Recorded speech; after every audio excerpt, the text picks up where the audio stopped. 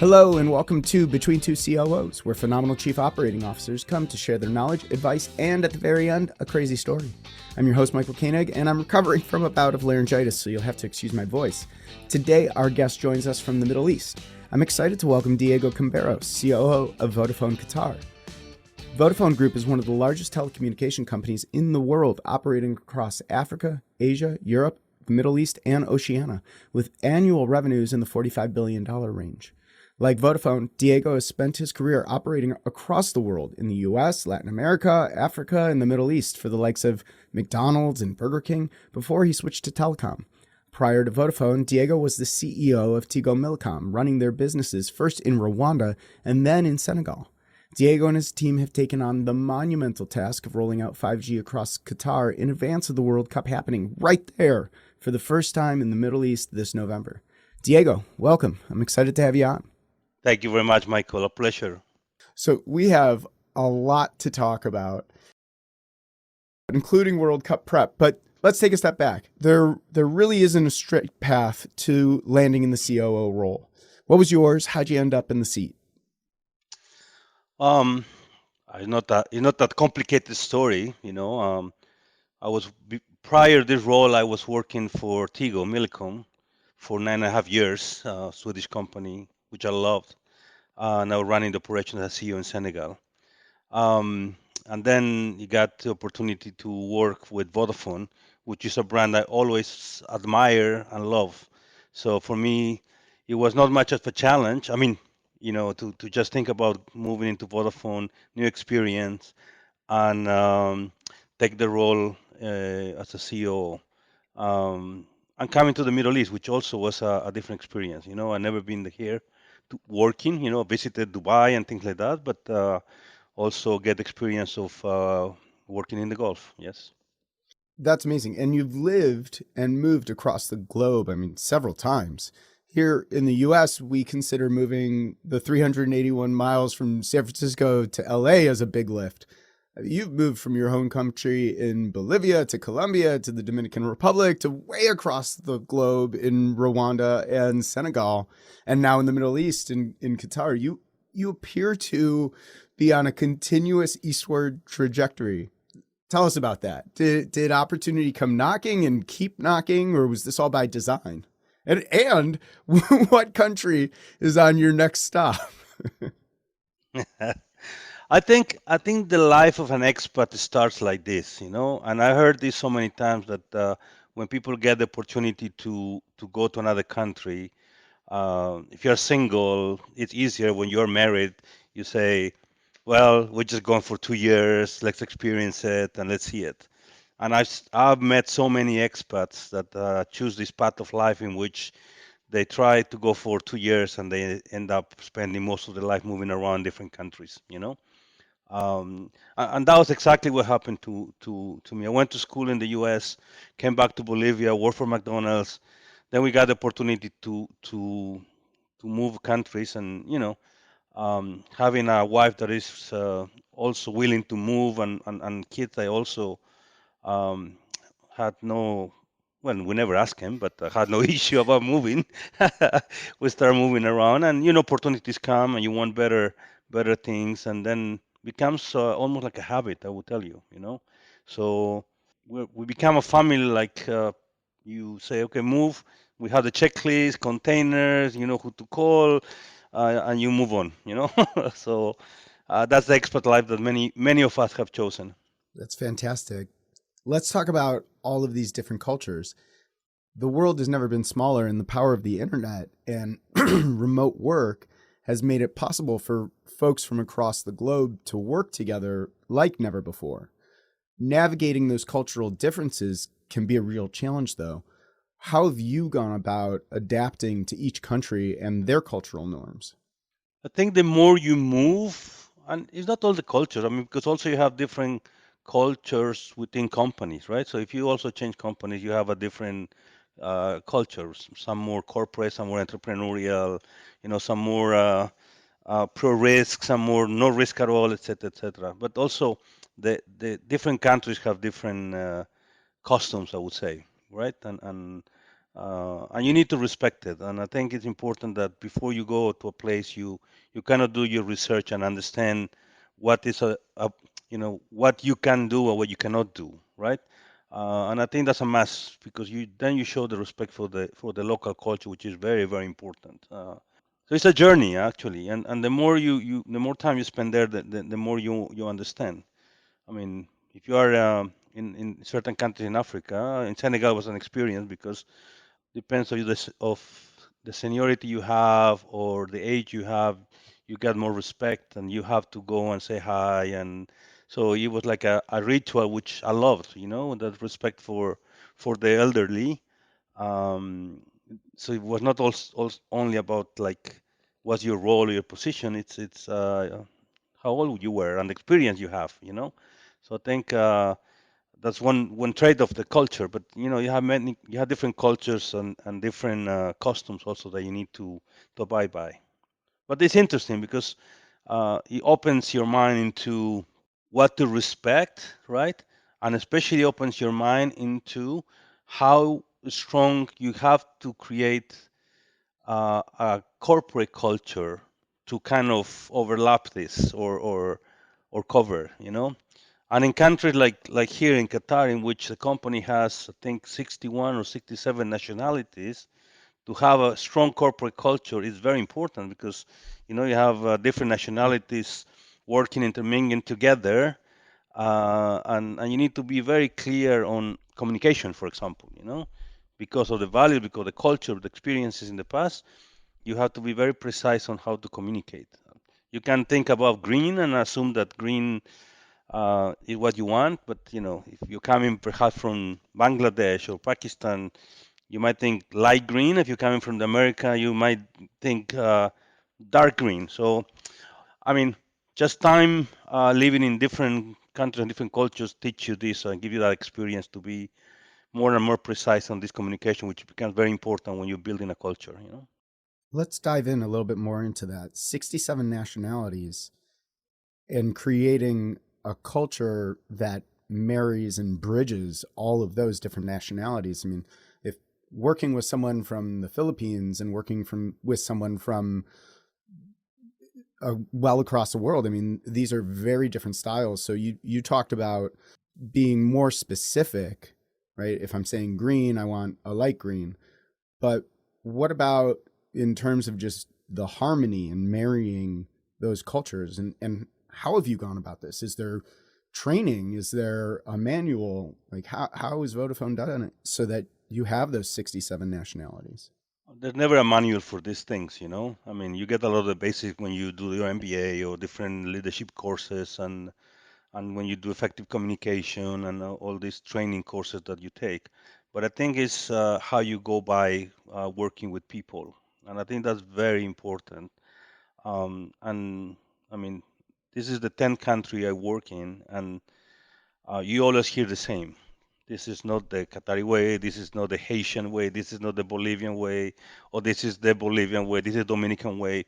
So I think you respect the culture, but also you create clear rules and clear values that are have to be respected and lived by when you're doing business in different countries by different companies.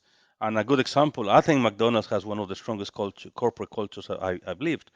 I mean, I spent 9 years with them, so doesn't matter where they are. The processes, the training, and are quite similar, and that's how they maintain the quality, right? So I think they must create a strong corporate culture in order to maintain those standards. And I think it's the same with Vodafone. You get the values from the brand, you take the way we do business, and you apply it in all the markets that we work on, respecting the local culture. But on the business side, it is how we do it. I mean, for example, a big difference I found when I joined Vodafone was that we were very precise and very focused and disciplined on doing everything by business cases.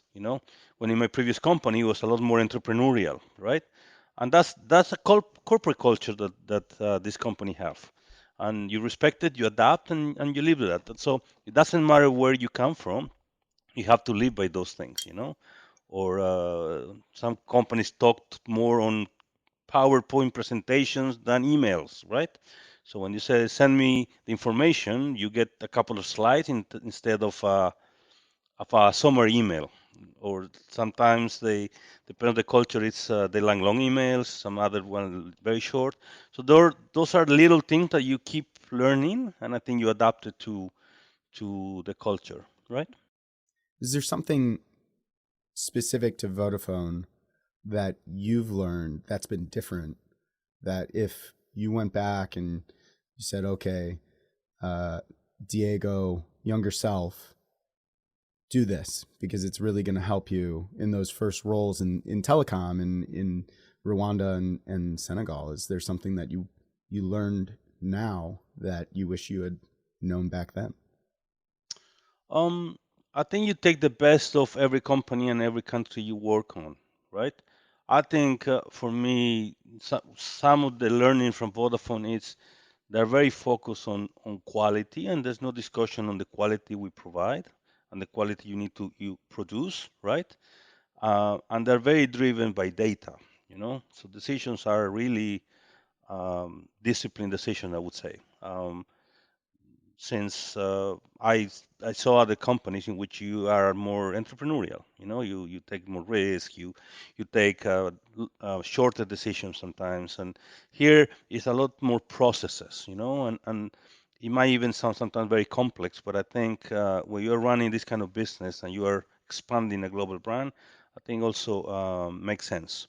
So that discipline that the Vodafone has, I think that's a very good thing to emulate. You know, again, it could be perceived as not as positive sometimes or very positive, but I think it's something that I would have taken and emulate at least in part before. And Vodafone Group is so interesting in that it has operations in so many different countries with separate executive teams. Can you tell us a little bit what's it like to be part of that type of an organization, and how do you navigate the group versus the local teams? You know, as COO, that must present a pretty interesting set of constraints or opportunities. I think it's great because you get access to so many talented people that it's great, you know, and that's why I was talking about quality. So when you have a challenge, a business challenge, or a normal challenge in your operation, you can always get experience around somebody that has done it, has lived it, or have an idea how to solve it. So, and I think that leveraging across operation is very important. Practice sharing, which Vodafone does very well, I think is very effective. You know, so and then you can adapt it to the local culture, to the local environment, to the local needs, or take parts of it and do it right. So I think it's that leveraging of talent or using different talent from different places, and I think it's quite innovative. And then you have more mature markets. You know, the Germany market is very mature on fixed. You know, Portugal, I know I visited and they had, I think they had a fantastic marketing team and they did great on fix as well. So when we were launching fix, of course we called them and say, hey, you know, what we shouldn't do, right? Or how do we structure it? And then you get a part which is more mature or more complex, and another one that is smaller but more agile perhaps, and then you get the best and get advice. So I think that's very very important when you're operating in this corporate environment, right? And it sounds like Vodafone has created bridges between these different countries pretty well, and the executive teams operating there. How have they gone about it?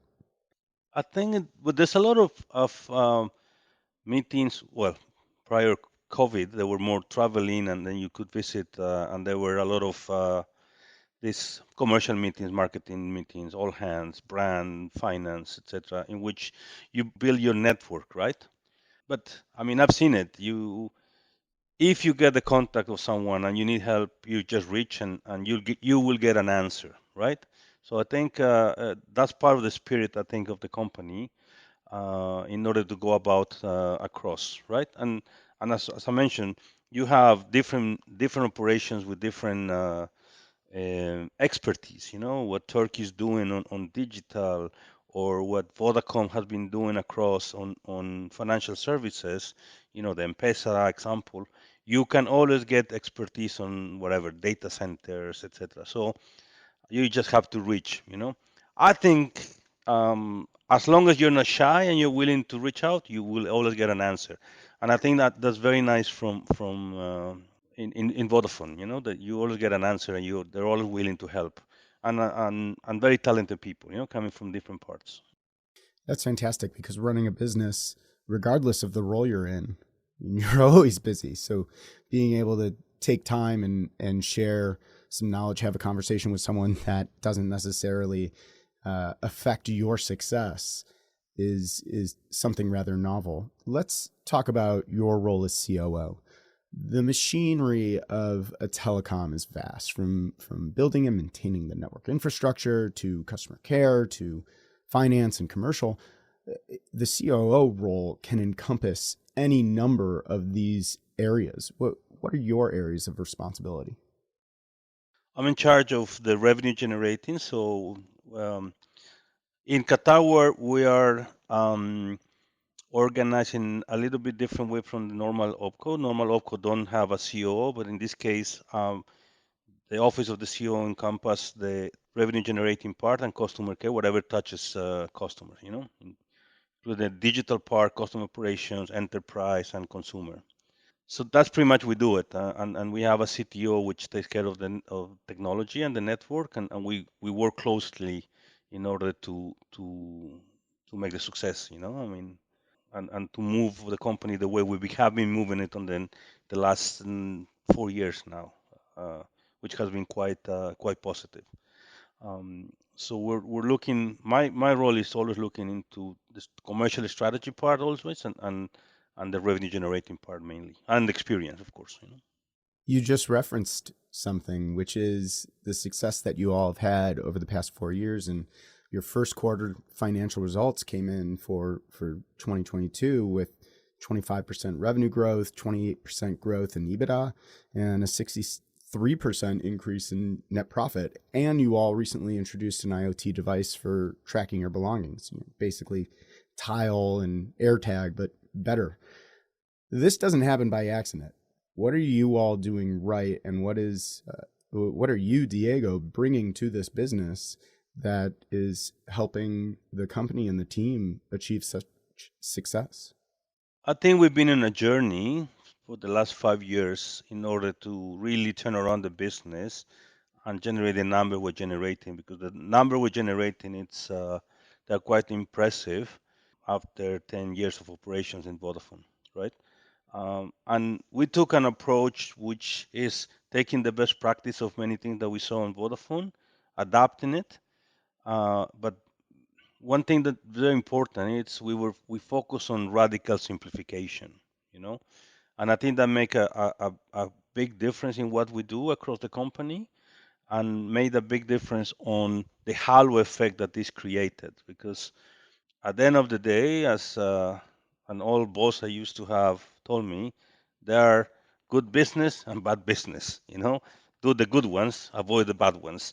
So when you get into this, and just start simplifying things, from processes, from the way we think, the way we do things, the portfolio we have, the way we approach customer experience, etc., I think it just create this journey, right? Also, our board supported us to really put our network up there. Very strong network. We did um, the necessary investment to develop a very strong network, competitive in the market, right? And then also to launch new services that diversify our product portfolio, and also give more options to our customers, which balance our revenue profile. So I think all this put together were important.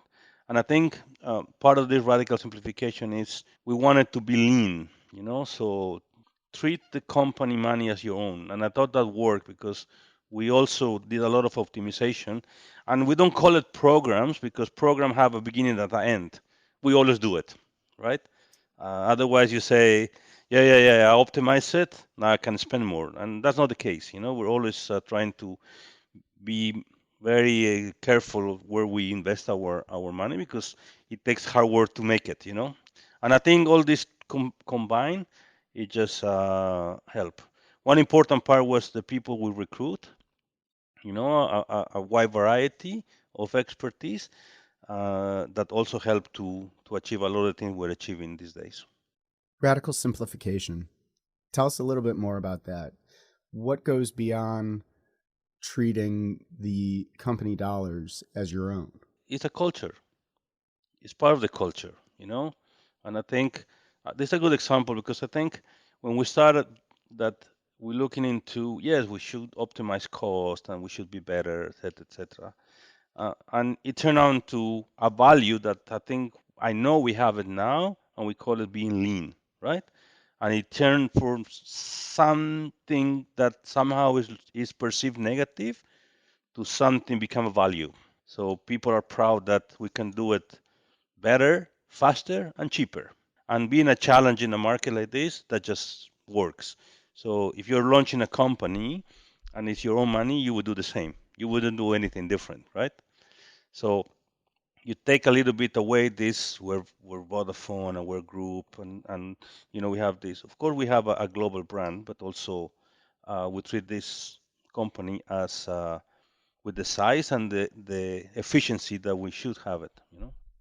Which is even more impressive when you think about the product and the impact that you have.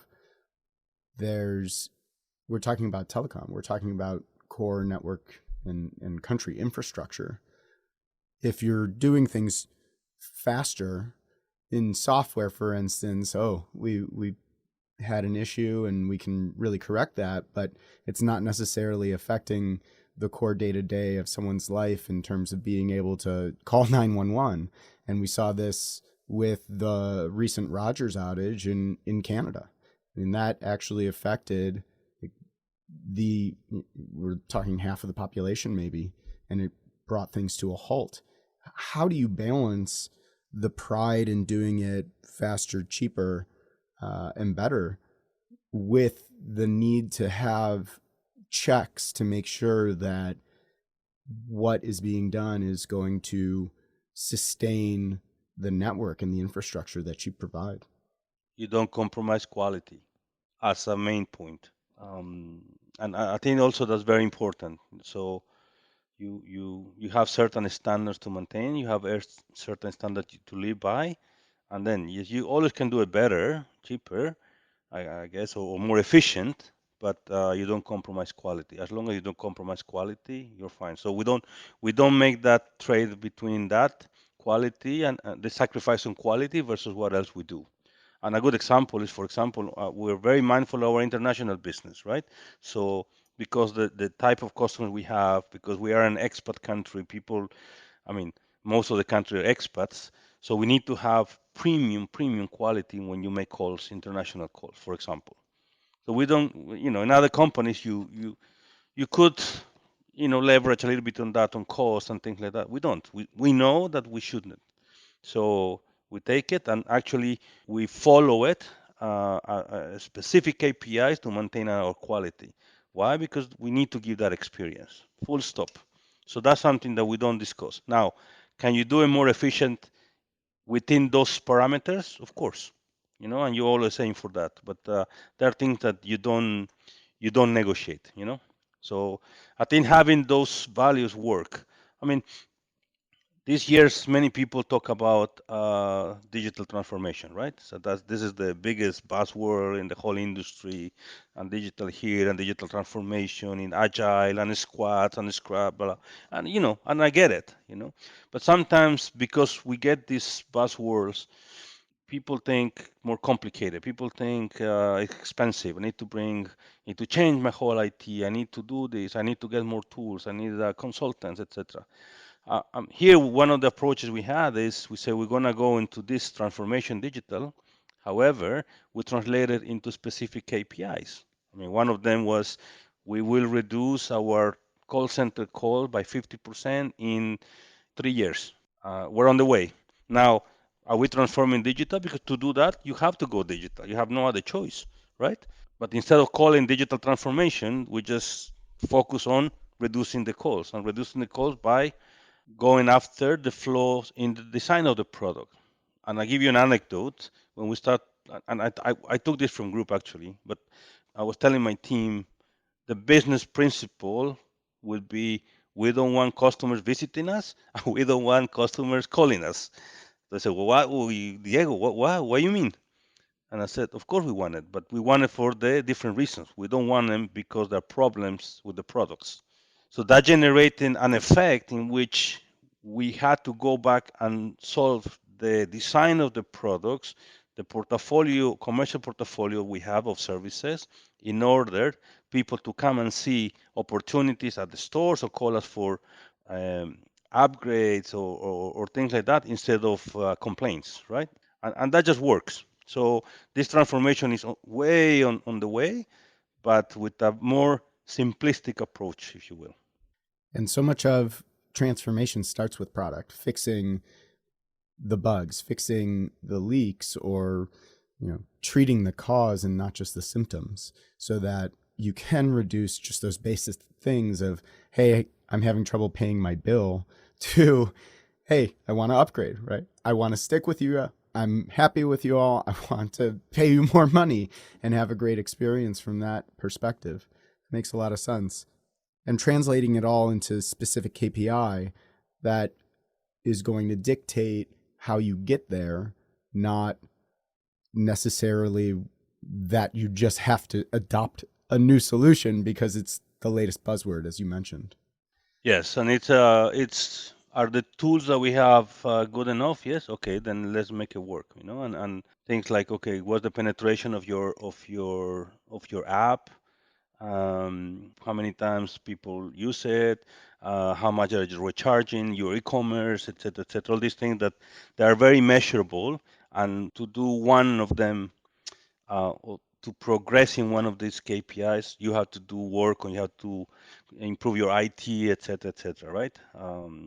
So this customer experience for us is very important, and we have a mission to emulate whatever you do on the store when you come to see us, that you could do it on your app. You could do it on digital. Whatever they call omni-channel and all these things. But so when you simplify it, it's a nice challenge, but then you need to split it in pieces in order to improve it, right? It might sound very simplistic, but it has worked for us so far. So in the future, customer calls are just going to be like, hey, how's it going? I just wanted to check in on you, CSR rep at Vodafone. How's everything going? I haven't talked to you in a while. The next call we receive should be, can I please pre-order the next Samsung or the next Apple iPhone or things like that? You Yeah, know what I mean? absolutely. Or yes, I would like to upgrade my fixed plan for with the full program of TV and things like that. So uh, you know, we want to have a different interaction with the customer. And more, as you know, people want to do things themselves, do easy, 2 clicks, buy, pay, reserve, deliver. When we look into everything from experience and we break it down and we try to improve every point, um, then automatically from that customer experience improvement, you have to do investment, you have to improve processes, you have to hire different people with different skill sets, etc., etc. So you see that the halo effect I was mentioning is just very powerful to do this, because if we look into my experience, I mean, if you look into from the other way and say, I want a digital transformation and, go and compete head to head versus the digital players, it gets complex and it gets expensive, And no right? one wakes up in the morning and says, geez, I want to call customer support. We did it. Yes, yes, exactly. I mean, um, we're a long way to go, but we're very happy with the progress, because I think, and we measure everything. Huh? We measure every touch point of customers. It's measured, and we're among in call center. We're number one in group, and in digital we are number two or three, but very close. So we become very competitive on these benchmarks. Well, let's talk about competition, more specifically football, or as our American listeners know it, the type of football that you don't use your hands for. As I mentioned, this November, for the first time ever, the World Cup's coming to the Middle East, right in your backyard in Qatar. Now, Qatar has a population of 3 million people, and the New York Times estimate that the World Cup will bring an additional 1 million visitors to the country. That's like 50 million selfies posted to social, 200 million texts that are basically emoji, and like maybe 5 additional phone calls because no one really calls anyone anymore. But how have you all prepared to make sure that everyone can still post to TikTok? Take us behind the scenes. Oh, it's been a lot of work because it's not only capacity, because I would say it's easier because it's just you put the capex behind, let's put more sites, let's get connectivity, etc. Right? I think it's a lot of the planning, and we've been working for this for 2 years, and we're active part of because we want the World Cup to be a success not only for Vodafone. I mean, we want it to be for the country, because I think it's the last World Cup in which it's going to be done in one country, and is the only World Cup in which, if you are lucky to get tickets for every game, you would be able to see every game because you can go from stadium to stadium so now that put additional pressure because a lot of the fans would be in one place, right? We have a responsibility, a commitment to the country in which we operate. So we have put investment, we have put more sites, same as the competition, and we're ready. We've been working hard on this. I think the challenge is more on the rest. Is how to deal with what are going to be the fans, how to deal with them, how to give the best experience, how to give them the right product, different nationalities, how we're going to communicate, et cetera, et cetera. So, I mean, we have a full plan that we've been working, as I tell you, 2 years. So I'm happy we're almost there, but there's been a lot of work from the teams to make sure that whoever comes and visit us will leave the country with a great experience, right? That's amazing. And you mentioned one person might be able to see all the games. That's because, well, first, Qatar's a smaller country than the United States, but also those stadiums have been essentially positioned within 45 minutes of each other. And there's been so much infrastructure investment. I think the estimate's at 120 billion so far that has been invested in the infrastructure. And part of that is the 5G rollout. Can you take us into the operation of that? Most of us like hear 5G and we think, okay, 4G plus 1G equals 5G, and it's that simple, right? I mean, there's a lot of buzz on 5G, but I mean, we have we have rolled out extensively our 5G network here, and in this region, a lot of the operators are doing it aggressively. Our 4G is it was a fantastic network, but we have to upgrade it to even give a better experience, So it's been a challenge for the technical team, not only because it's new technology. For 4G, they knew how to optimize it all the time. I think here they had to learn very fast how to optimize it, And the beginning also the technology was not at the level, and even the manufacturers still optimizing a lot of things. Correct. So I think that has been a challenge, and it was a great example how operators work with the manufacturers on this. Um, but for us it's hard to explain because we've been living 5G for 2 years now, so it's become normal for us. It becomes normal. The speeds of 5G, we get up to 1 giga, so that's what people will experience, especially, and we're making sure that you have that experience when you are at the stadium, right? I think it's going to be whoever comes and visit us, they're going to have a great network experience in the country. Internet speed, we are top three in the world. Yeah, so you have to maintain that standard. You know what I mean? Also, you will watch the World Cup through the Vodafone network. So the Wow. broadcasting from the stadium will be in our network on the. Um, and that's a huge responsibility. And there was a huge work from the technical team. I mean, part of the logistics is you're going to have a permanent team 24 hours on each stadium, making sure that everything is working 100%. We have created command centers or NOCs in Qatar in order only to watch this and separate it from the normal NOC in order to make sure that we're real time monitoring everything to make sure that people that can have a great experience and people that are abroad are watching the game flawless, you know? That's amazing. So not only will Qatar have the eyes of the world on them, but quite literally, Vodafone's going to have the eyes of the world. That's amazing. Yeah, I mean, we're not the sponsor, but for me, I mean, we're proud to say that we're going to be doing that, you know. So we compete and we got the contract in order to do that, and that just shows how prepared we're going to be for the World Cup. It has been a journey because it's, I mean, Doha and Qatar is small. And somebody put this in context for me because, yeah, they say 1 million will come, 1.4 to 1.7 million. You're going to have around half a million, you know, all the time because people come and go, right? Um, you're going to have around 16,000 people arriving to the airport every day.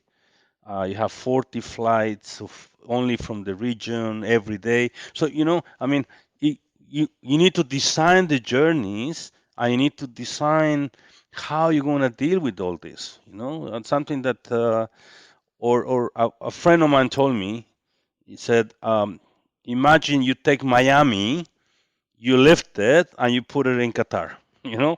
So the whole logistics of not only World Cup, the people living here, but the people coming to serve the people that are gonna come, accommodations, roads, transportation, etc., etc. I mean, so we've been working through with many of the organizations in order to help, right? And also to make sure that people get a great experience that the country has the ambition to give, you know, to deliver the best World Cup ever, right? It really is extraordinary. And that's how everything runs up the price tag that I mentioned of 120 billion dollars, because it's not just telecom infrastructure. It's how do you get people around the city? How do you get people from the airport? Where are people going to stay even? If you're having 1 million, it's your population is increasing even temporarily. How do you do that all? It's extraordinary. For example, there's gonna be thousands of new. I don't remember that if it was 16,000 buses coming in order to accommodate the people. The new metro it's goes from stadium to stadium, so that's ready operating for the last 2 years now. So it's I mean it's fantastic. If you go to the stadium, better take the metro than take the car because then you have to deal with the parking, for example. You know. Um, Doubling the airport, making sure the immigration is fast while you maintain the security, right? Bringing additional people for security to give the right experience. I mean, everything piles up, right? So hotels, they're gonna be different flights. They announced Qatar Airways announced the corridor with some other country in the region in order that if you don't want to stay in Qatar, you can stay in Oman or you can stay in UAE and then come to see it in a flight, you know, like taking a bus pretty much. But that experience needs to be fast, right? So they put a lot of challenge on technology to do the facial recognition, passport scanning, the visa, or coming to the stadiums, all that, which has been a lot of work for everybody on that sense, and we were part of that. So um, it will be an experience. I think it will be something different. And I have to ask, both Qatar and Senegal are in the World Cup in Group A. Who are you rooting for? Yes. And careful with your answer here. I'm watching the game, by the way, and uh, I mean they're different. I want Qatar to do well. I think they've been preparing. I like the way the team in Qatar approached the World Cup. So we know Senegal. Most of the Senegalese team plays in Europe. I think all of them play in Europe. So they're a good, fast team. So they're expected to go far. Qatar is a team that has been building the experience, won the Asian Cup, but they've been together, same team and same coach since they were, I think, 17 or 18 years old. So I think they have good chemistry. They're very fit, so they can really run. So now they're going to put this to test. There you go. Good answer. I think you'll be able to stay. Okay, it's time for my last and favorite question. We've all had those moments where we've seen something completely different, completely off the wall, and thought, I never thought I'd see that. Do you have one that you can share with us? Let me think. One of the things that when I moved to a country impressed me in a positive way, it was when I moved to Rwanda, actually, because it was my first time coming to Africa. And if you've never been in Africa, first when you're not from Africa and you're outside and you think of Africa, think it's everything the same, which is not true, right? And second is I was going to Rwanda straight without really knowing what to expect, and I was completely surprised how they were because you have coming from Latin America and then living in the region. I saw a city that was completely clean. I have never been asked for any money while living there.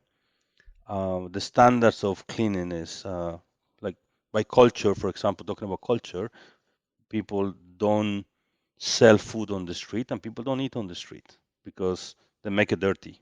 You see, those little things are from, and I saw, okay, it's the capital, maybe, but outside it will be different, and it wasn't. And I went all through Rwanda. We were deploying the network and all that. Now you saw, rural areas, but completely clean. I mean, you would see trash cans nailed to trees in order for you to use the trash in the rural area. So for me, that's something that really impressed me. And I thought if a lot of our country would have that discipline and that way of thinking, we would have a different world, perhaps. Well, Diego, thanks so much for joining me. Where can people go to keep up with you? I'm in LinkedIn. I'm always available. And I hope I see most of the guys that are listening come to the World Cup in Qatar and really experience something that I think is going to be unique. You have extra tickets for me, right? And a couch? I'll give you a good price. Well, Diego, thanks so much for joining me. And thank you, everyone, for listening to Between Two COOs. I'm your host, Michael Koenig. Thank you for putting up with my voice. I'm just getting over some laryngitis. And a very special thank you to Diego Camberos for joining us. Tune in next time for our next COO chat on Between Two COOs. And be sure to subscribe on Apple Podcasts, Spotify, or wherever you listen to podcasts so you never miss an episode. Just visit between2coos.com for more information. And if you have a minute, please leave us a review on Apple Podcasts and tell others about the show so they can get great advice from phenomenal COOs. Thanks for listening. Tune in next time. And until then, so long.